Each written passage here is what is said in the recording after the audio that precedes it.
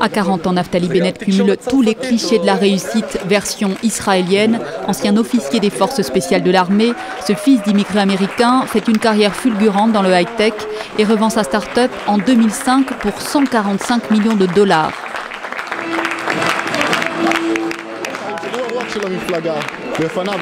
Naftali Bennett a amené une nouvelle âme au parti. Avant lui, nous n'avions que 3 mandats, nous n'apparaissions pas dans les sondages, on ne comptait même pas nos voix. Et voilà, quelqu'un qui vient, se présente aux primaires, rafle 70% des voix et maintenant porte le parti uniquement par idéologie. Organisation au cordeau, show à l'américaine, Naftali Bennett utilise toutes les ficelles de la communication politique. L'ancien chef de cabinet de Benjamin Netanyahou a été à bonne école. Jusqu'ici, on a parlé idéologie, maintenant parlons business. Je demande à chacun d'entre vous d'aller voir toute sa famille, tous ses amis, et de leur dire en tête à tous ceux qui doivent être convaincus, tu as une maison, le foyer juif. Merci beaucoup.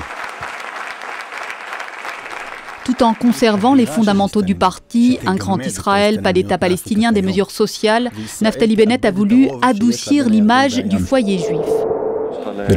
Nous sommes le vrai parti du centre en Israël. De très nombreux partis ont viré fortement à gauche.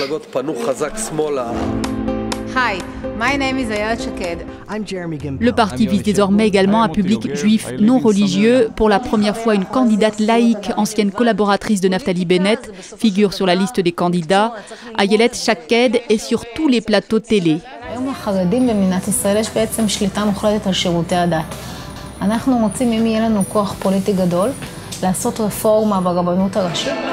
Mais c'est bien sur la religion que ça coince. Sur les 10 premiers candidats de la liste, 4 sont issus de Tkouma, qui défend une ligne ultra-orthodoxe, pas vraiment celle mise en avant par le parti.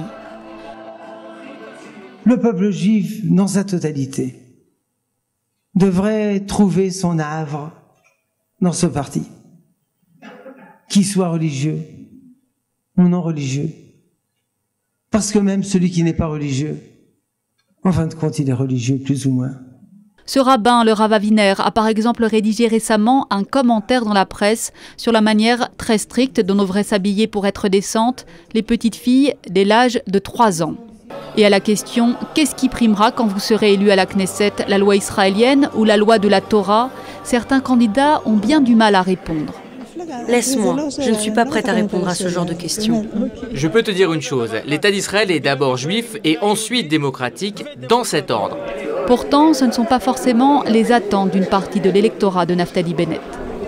J'espère que ce sera lui, il prendra conseil auprès des rabbins, mais les décisions doivent être politiques et non religieuses. Et si ce n'est pas le cas? Si ce n'est pas le cas, aux prochaines élections, ils ne passeront plus.